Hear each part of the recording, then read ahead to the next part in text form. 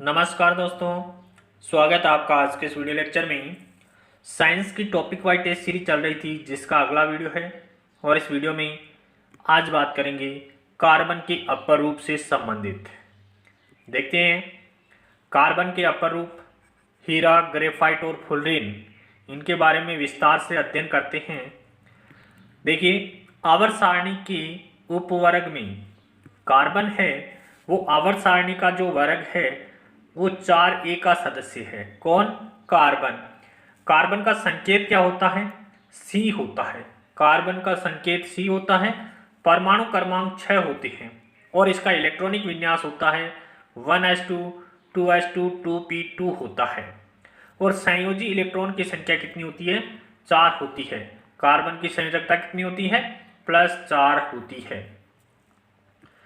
आगे देखिए, किसी तत्व के दो या दो से अधिक रूप जो गुणधर्मों में एक दूसरे से पर्याप्त भिन्न होते हैं अपर रूप कहलाते हैं और इस गुण को क्या कहते हैं? अपर रूपता कहते हैं। काफी बार एग्जाम में ये प्रश्न पूछ लिया जाता है कि अपर रूप किसे कहते हैं। कार्बन के क्रिस्टलीय अपर रूप लिखिए। तो किसी तत्व के दो या दो से अधिक रूप जो गुणधर्मों में एक दूसरे से पर्याप्त भिन्न होते हैं अपर रूप कहलाते हैं तथा इस गुण को क्या कहते हैं? अपर रूपता कहते हैं। कार्बन प्रकृति में विभिन्न अपर रूपों में पाया जाता है। कार्बन के प्रकृति में अलग अलग अपर रूप पाए जाते हैं। इनकी भौतिक गुणधर्म, भौतिक गुण और व्यवहार है वो भिन्न भिन्न होते हैं। आगे देखिए, कार्बन मुक्त अवस्था में हीरा, ग्रेफाइट तथा कोयले के रूप में पाया जाता है।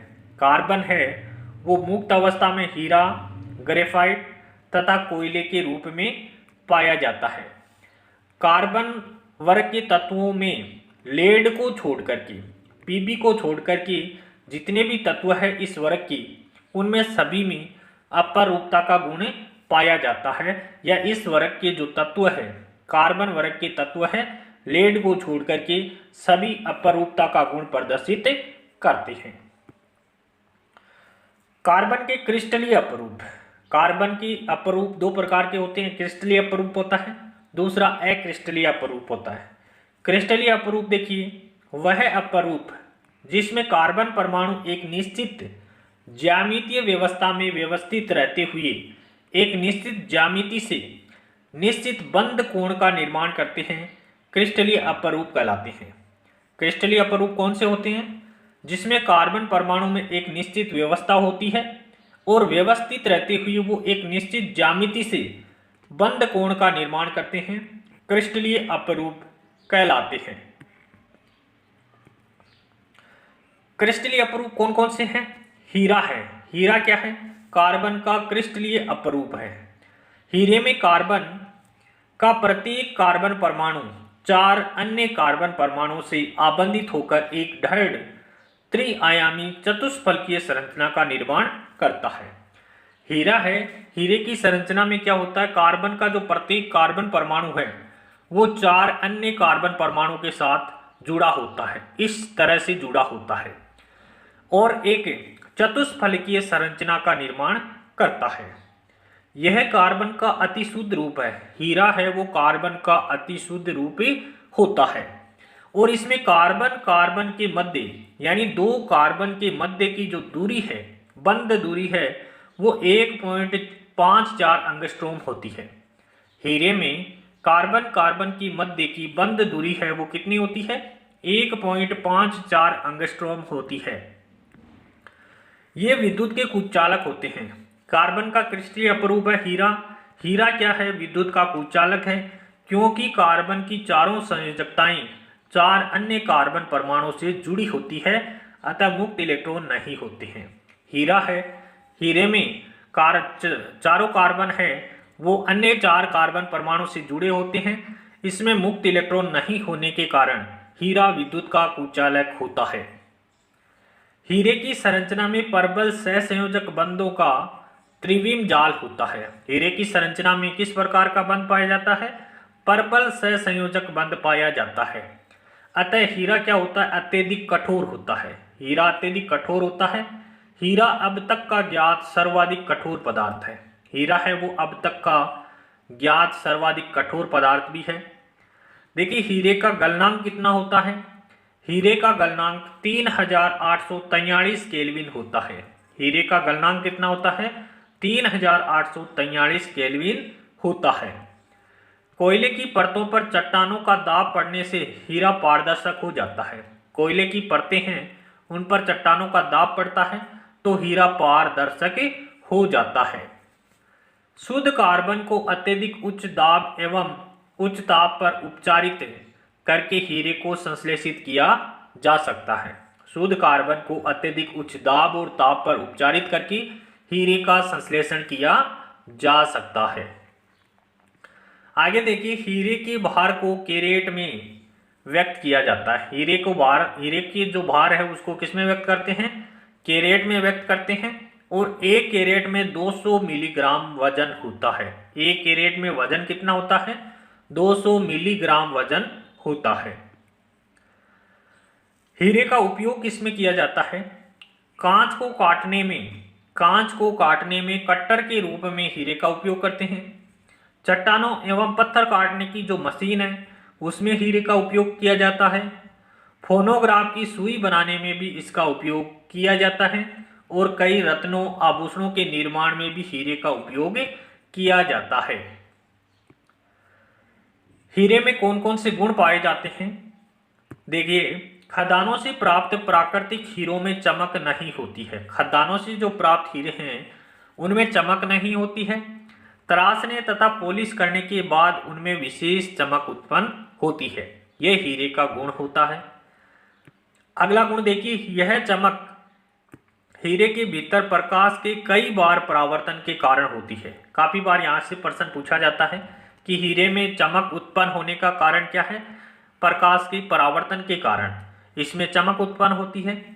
यह रंगहीन पारदर्शी क्रिस्टलीय ठोस होता है। अशुद्धियों के कारण हीरों में विशेष रंग पाए जाते हैं। अब हीरे में विशेष रंग पाए जाने का कारण क्या होता है? अशुद्धियां होती है। अशुद्धियों के कारण हीरे में विशेष रंग पाए जाते हैं। ढैर्ड संरचना के कारण इसका घनत्व, हीरे का घनत्व है वो इसकी कठोरता के कारण 3.5 ग्राम प्रति घन सेंटीमीटर होता है। ढैर्ड एवं भंगुर होता है, अर्थात चोट मारने पर छोटे छोटे टुकड़ों में यह टूट जाता है। विद्युत का कुचालक होता है। हीरा विद्युत का कुचालक है। इसमें विद्युत धारा प्रवाहित नहीं की जा सकती क्योंकि इसमें कोई भी फ्री इलेक्ट्रॉन या मुक्त इलेक्ट्रॉन नहीं पाए जाते हैं। ऊष्मा का अच्छा चालक है। देखिए विद्युत का तो क्या है? कुचालक है और ऊष्मा का क्या है? अच्छा चालक है। हीरा है वो विद्युत का कुचालक होता है, ऊष्मा का अच्छा चालक होता है। वायु की अनुपस्थिति में उच्च ताप पर लगभग 3500 डिग्री सेल्सियस पर गर्म करने पर सीधे ठोस से वाष्प में बदल जाता है। वायु की अनुपस्थिति में बात हो रही है कि वायु की अनुपस्थिति में उच्च ताप पर तापमान कितना होना चाहिए? लगभग 3500 डिग्री सेल्सियस पर इसको गर्म करते हैं तो यह सीधे ठोस से किस में बदल जाता है? वाष्प में बदल जाता है। वायु की उपस्थिति में उच्च ताप पर गर्म करने पर कार्बन डाइऑक्साइड गैस बनती है। जब कार्बन को वायु की उपस्थिति में गर्म करते हैं उच्च ताप पर तो किसका निर्माण होता है? CO2 का निर्माण होता है, कार्बन डाइऑक्साइड का निर्माण होता है। देखिए हीरे की संरचना है। हीरे की संरचना इस प्रकार से होती है। बात इस मैटर की करें, इतने से मैटर की बात करें, देखिए ये है, ये एक कार्बन है, इसके साथ ये कार्बन है, इसके साथ देखिए एक कार्बन, दो कार्बन, तीन कार्बन, ये चार कार्बन जुड़े हैं और इसकी संयोजकता कितनी होती है? 4 होती है। तो इसमें फ्री इलेक्ट्रॉन नहीं है और फ्री इलेक्ट्रॉन नहीं है इस कारण से विद्युत का क्या होता है? कुचालक होता है। आगे देखिए ग्रेफाइट, ये भी कार्बन का क्रिस्टलीय अपरूप है। ग्रेफाइट ग्रेफो शब्द से बना है। ग्रेफाइट किससे बना है? ग्रेफो से बना है और ग्रेफो का अर्थ क्या होता है? लिखना होता है। ग्रेफाइट में कार्बन का प्रत्येक कार्बन परमाणु अन्य 3 कार्बन परमाणुओं से जुड़ा रहता है। हीरे में कितने कार्बन परमाणु से जुड़ा था? 4 कार्बन परमाणु से। ग्रेफाइट में प्रत्येक कार्बन परमाणु अन्य 3 कार्बन परमाणु के साथ जुड़ा रहता है और एक ही तल में बनाते हुए षटकोणीय वलय संरचना का निर्माण करते हैं। किस ग्रेफाइट की संरचना कैसी होती है? षटकोणीय होती है। हीरे की संरचना कैसी थी? चतुष्फलकीय थी। एक बात और ध्यान में रखनी है, एक ही तल में अर्थात ग्रेफाइट है वो परतदार होते हैं, परतीय संरचना बनाते हैं और षटकोणीय आकृति के होते हैं। इनमें से एक बंध द्विबंध होता है, एक बंध होता है वो द्विबंध पाया जाता है। ग्रेफाइट में एक बंध द्विबंध होता है जिसमें कार्बन की संयोजकता पूरी होती है, जिसमें क्या होता है? कार्बन की संयोजकता पूरी होती है। ग्रेफाइट की संरचना में षटकोणीय तल एक दूसरे के ऊपर व्यवस्थित होकर के किस संरचना का निर्माण करते हैं? परत संरचना का निर्माण करते हैं। काफी बार एग्जाम में पूछा जाता है कि ग्रेफाइट की संरचना कैसी है, तो परतदार होते हैं, परतीय संरचना होती है। आकृति कैसी होती है? षटकोणीय आकृति होती है। ग्रेफाइट की दो परतों के मध्य दुर्बल बंध होने के कारण तथा उनके मध्य दूरी अधिक होने पर एक परत दूसरी परत पर फिसल सकती है। यही कारण है कि ग्रेफाइट को शुष्क स्नेहक के रूप में प्रयोग किया जाता है। ग्रेफाइट का उपयोग शुष्क स्नेहक के रूप में किया जाता है। क्यों? क्योंकि दो परतों के मध्य दुर्बल बंध होते हैं और उनके मध्य की दूरी अधिक होती है, जिसके कारण एक परत है वो दूसरी परत पर फिसल सकती है। इसी कारण से ग्रेफाइट का उपयोग शुष्क स्नेहक के रूप में किया जाता है।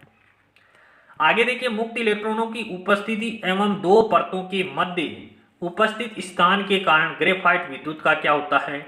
सुचालक होता है। ग्रेफाइट में क्या होते हैं? मुक्त इलेक्ट्रॉन होते हैं और मुक्त इलेक्ट्रॉन की उपस्थिति और दो परतों के मध्य उपस्थित स्थान के कारण ग्रेफाइट है वो विद्युत का सुचालक होता है।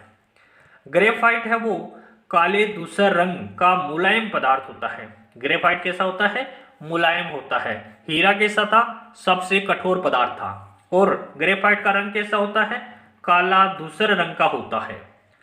ग्रेफाइट चिकना तथा फिसलनशील पदार्थ होता है। ग्रेफाइट चिकना होता है और फिसलने वाला पदार्थ होता है और यह चमकीला पदार्थ होता है। ग्रेफाइट कैसा है? चमकीला पदार्थ है। ग्रेफाइट का उपयोग किसमें किया जाता है? तो ग्रेफाइट का उपयोग ग्रेफाइट पेंसिल में प्रयुक्त होता है। ग्रेफाइट पेंसिल में ग्रेफाइट का उपयोग किया जाता है। यहां से प्रश्न पूछा जाता है कि सीसा पेंसिल में सीसा कितने प्रतिशत होता है? तो सीसा पेंसिल में सीसा कितना प्रतिशत होता है? 0% होता है। बिल्कुल नहीं होता है, 100% ग्रेफाइट होता है। सीसा पेंसिल में 100% ग्रेफाइट होता है। तो सीसा पेंसिल में ग्रेफाइट का उपयोग किया जाता है। शुष्क स्नेहक के रूप में भी इसका उपयोग करते हैं। इलेक्ट्रोड बनाने में ग्रेफाइट का उपयोग करते हैं। लोहे की वस्तुओं पर पॉलिश करने में ग्रेफाइट का उपयोग किया जाता है और नाभिकीय परमाणु भट्ठी में मंदक के रूप में ग्रेफाइट का उपयोग किया जाता है।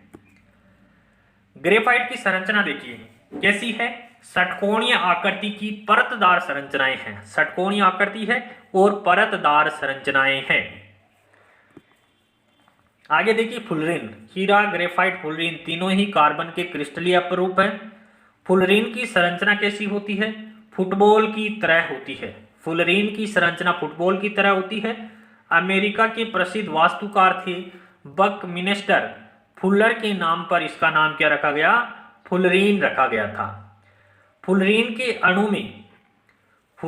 अणु में 60, 70 या अधिक कार्बन परमाणु भी पाए जाते हैं। यानी कार्बन परमाणु की संख्या 60, 70 या इससे अधिक हो सकती है। किसमें? फुलरीन में।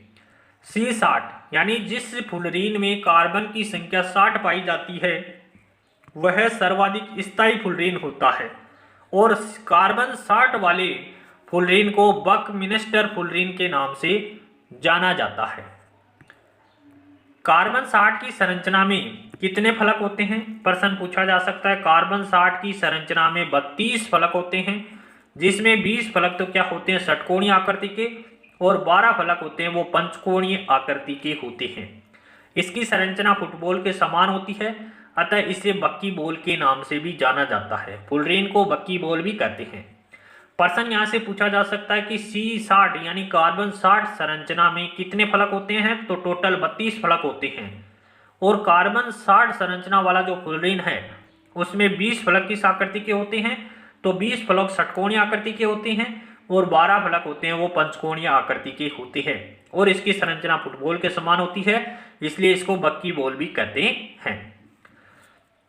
कार्बन 60 वाला जो फ्लोरीन है वो विद्युत का कुचालक होता है। हीरा भी कुचालक था, फ्लोरीन भी कुचालक है, ग्रेफाइट सुचालक था। इसमें कार्बन कार्बन बंध की लंबाई 1.40 एंगस्ट्रॉम होती है, 1.40 एंगस्ट्रॉम होती है, जबकि हीरे में कार्बन कार्बन बंध की लंबाई कितनी थी, 1.454 एंगस्ट्रॉम थी। 1.54 एंगस्ट्रॉम किसकी थी, ये हीरे में कार्बन कार्बन की बंध लंबाई थी और फ्लोरीन में कार्बन कार्बन बंध की लंबाई कितनी होती है, 1.40 एंगस्ट्रॉम होती है। फ्लोरीन है वो गोल गुंबद के समान लगते हैं। फ्लोरीन का उपयोग किसमें किया जाता है, फ्लोरीन के उपयोग है प्राकृतिक गैस के शुद्धिकरण में फ्लोरीन का उपयोग किया जाता है, आणविक बेयरिंग में इसका उपयोग करते हैं, उच्च ताप पर यह अतिचालक होने के कारण तकनीकी के रूप में कार्बन का महत्वपूर्ण अपरूप माना जाता है। किसको, फ्लोरीन। फ्लोरीन है वो उच्च ताप पर अतिचालक होता है। फ्लोरीन है वो उच्च ताप पर अतिचालक होने के कारण तकनीकी रूप से यह कार्बन का महत्वपूर्ण यौगिक माना जाता है। प्रश्न यहां से बन जाता है कि तकनीकी रूप से कार्बन का महत्वपूर्ण अपरूप कौन सा है, तो फ्लोरीन है। फ्लोरीन की संरचना देखिए फुटबॉल की तरह है, बक्की बॉल कहते हैं इसको। कार्बन के क्रिस्टलीय और अक्रिस्टलीय अपरूप है, उनमें मुख्य अंतर क्या होता है। देखिए क्रिस्टलीय अपरूप वह अपरूप जिसमें कार्बन परमाणु एक निश्चित व्यवस्था में व्यवस्थित रहते हुए एक निश्चित ज्यामिति से निश्चित बंध कोण का निर्माण करते हैं, क्रिस्टलीय अपरूप कहलाते हैं। अक्रिस्टलीय अपरूप देखिए कार्बन के वह अपरूप जिसमें कोई निश्चित ज्यामिति और बंध कोण नहीं पाया जाता है, अक्रिस्टलीय अपरूप कहलाते हैं। यानी कार्बन की निश्चित ज्यामिति होगी और बंध कोण का निर्माण होगा तो क्रिस्टलीय अपरूप होगा, और ज्यामिति निश्चित नहीं होगी, बंध कोण नहीं होगा तो अक्रिस्टलीय अपरूप होगा। क्रिस्टलीय अपरूप मुख्यतः निम्न प्रकार का होता है। अक्रिस्टलीय जो अपरूप है, क्रिस्टलीय अपरूप की हमने बात कर ली, हीरा ग्रेफाइट फ्लोरीन है वो कार्बन के क्रिस्टलीय अपरूप है। अक्रिस्टलीय अपरूप कौन कौन से होते हैं, कोल है, कोक है, काष्ठ चारकोल है, जंतु चारकोल है, काजल है, गैस कार्बन है। ये क्या है, कार्बन के अक्रिस्टलीय अपरूप है, कार्बन के अक्रिस्टलीय अपरूप माने जाते हैं। अब देखिए कुछ प्रश्न है अपरूप से संबंधित। एक डायमंड में प्रत्येक कार्बन परमाणु डैश से बंधे होते हैं। डायमंड मतलब हीरे से बात हो रही है, हीरे के संबंध में बात हो रही है कि एक डायमंड में प्रत्येक कार्बन है वो अन्य 4 कार्बन परमाणु से जुड़ा होता है। इस प्रकार की हमने संरचना देखी है कि एक कार्बन है वो अन्य 4 कार्बन परमाणुओं के साथ जुड़ा होता है, किसमें, डायमंड या हीरे में। अगला प्रश्न देखिए कार्बन का एक रूप नहीं है, कौन सा कार्बन का अपरूप नहीं है, हीरा, ग्रेफाइट, फ्लोरीन, ग्रेफीन ये कार्बन के अपरूप होते हैं। सिलिकॉन है वो कार्बन का अपरूप नहीं है, तो ऑप्शन 2 यहां पर करेक्ट आंसर हो जाएगा। अगला प्रश्न देखिए निम्नलिखित में से कौन सा विभिन्न रूपों में मौजूद हो सकता है। विभिन्न रूपों में मतलब कौन सा है जो अपरूप हो सकता है, तो कार्बन है उसके अपरूप पाए जाते हैं, कार्बन के अपरूप होते हैं या कार्बन विभिन्न रूपों में मौजूद हो सकता है। प्रश्न संख्या 4 की बात करते हैं, निम्नलिखित में से कार्बन का निम्नलिखित में से कौन सा अपरूप धातु क्रम में अपचायक माध्यम के रूप में कार्य करता है, तो कोक है वो अपचायक माध्यम के रूप में काम करता है। व्याख्या देखिए कोक को मुख्यतः कोयले के प्रभंजक आसवन द्वारा प्राप्त किया जाता है। कोक को कैसे प्राप्त करते हैं, कोयले के प्रभंजक आसवन के द्वारा प्राप्त किया जाता है। यह कोयले से प्राप्त किया जाने वाला किस प्रकार का ईंधन है, ठोस ईंधन है। कोक है वो ठोस ईंधन होता है और इसमें लगभग 80 से 85% तक कार्बन पाया जाता है। कोक का प्रयोग धातु अयस्कों से धातु को निकालने के लिए अपचयन एजेंट के रूप में किया जाता है। कोक का उपयोग किसमें करते हैं? धातु अयस्क से धातु को निकालने के लिए अपचयन एजेंट के रूप में कोक का प्रयोग किया जाता है। कोक के प्रयोग से जल गैस और प्रोड्यूसर गैस जैसे गैसीय ईंधन भी बनते हैं। कोक से किस प्रकार के ईंधन बनते हैं? जल गैस और प्रोड्यूसर गैस जैसे गैसीय ईंधन का निर्माण किससे होता है? कोक से होता है। कोक का ऊष्मीय मान कोयले के ऊष्मीय मान से कहीं अधिक होता है। कोक का ऊष्मीय मान है वो अधिक होता है किसकी अपेक्षा? कोयले की अपेक्षा कोक का ऊष्मीय मान अधिक होता है। अगला प्रश्न देखिए, हीरे के लिए निम्नलिखित में से कौन सा एक सत्य नहीं है? गलत कथन की पहचान करनी है। प्रत्येक कार्बन परमाणु 4 अन्य कार्बन परमाणु से जुड़ा होता है। बिल्कुल सही बात है कि हीरे के अंदर एक कार्बन परमाणु 4 अन्य कार्बन परमाणु से जुड़ा होता है। दूसरा ऑप्शन देखिए, कार्बन परमाणु की त्रिविमीय जाल संरचना बनती है।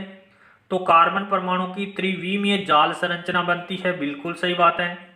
इसका उपयोग कठोर औजारों में धार लगाने के लिए अपघर्षक के रूप में किया जाता है, ये भी राइट है। इसका उपयोग स्नेहक के रूप में करते हैं। तो स्नेहक के रूप में किसका उपयोग करते हैं? ग्रेफाइट का उपयोग करते हैं। तो ऑप्शन 2 है, द है वो इस प्रश्न का करेक्ट आंसर हो जाएगा। अगला देखिए, निम्नलिखित में से कौन सा कार्बन का अपरूप नहीं है? कोयला, कोयला भी कार्बन का अपरूप है। हीरा भी कार्बन का अपरूप है। ग्रेफाइट भी कार्बन का अपरूप है। ग्रेफीन भी कार्बन का अपरूप है। ये सारे की सारी क्या है? कार्बन के अपरूप है। यहाँ पर पूछा है कार्बन का अपरूप नहीं है, नहीं है तो ये प्रश्न गलत है कि कार्बन का अपरूप कौन सा है? कोयला, हीरा, ग्रेफाइट और ग्रेफीन ये सारे के सारे कार्बन के अपरूप है। ये प्रश्न इस प्रकार से हो सकता है कि कार्बन का क्रिस्टलीय अपरूप कौन सा नहीं है? तो क्रिस्टलीय अपरूप कौन सा नहीं है? कोयला है वो क्रिस्टलीय अपरूप नहीं है, ये अक्रिस्टलीय अपरूप है। कोयला क्या है? अक्रिस्टलीय अपरूप है, बाकी क्रिस्टलीय अपरूप है। अगला प्रश्न देखिए, कार्बन का कौन सा अपरूप दृढ़ त्रिविम संरचना के रूप में होता है? तो दृढ़ त्रिविम संरचना के रूप में कौन होता है?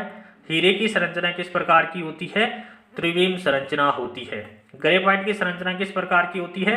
षटकोणीय संरचना होती है, षटकोणीय संरचना होती है। हीरे की संरचना त्रिविम संरचना के रूप में चतुष्फलकीय संरचना होती है। त्रिविम संरचना के रूप में चतुष्फलकीय संरचना होती है। तो ऑप्शन से यहाँ पर राइट हो जाएगा।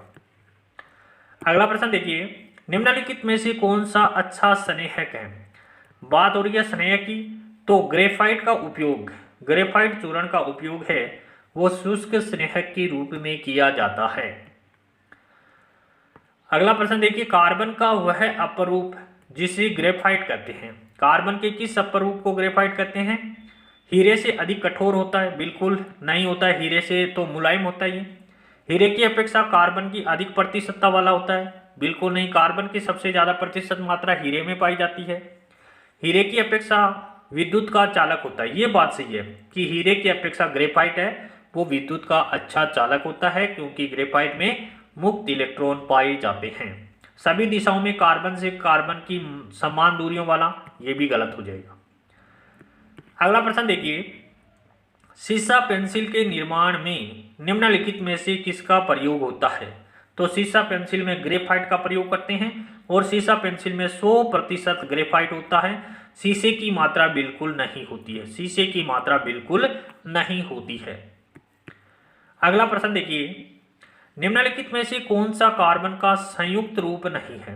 कार्बन का संयुक्त रूप नहीं है, कौन सा नहीं है? तो हीरा है वो कार्बन का संयुक्त रूप नहीं है। अगला प्रश्न है ग्रेफीन है, ग्रेफीन क्या है? कार्बन का अपरूप है। ग्रेफीन है वो कार्बन का अपरूप है। आज के प्रश्न कंप्लीट हो गए हैं, अपरूपता की बात कंप्लीट हो चुकी है।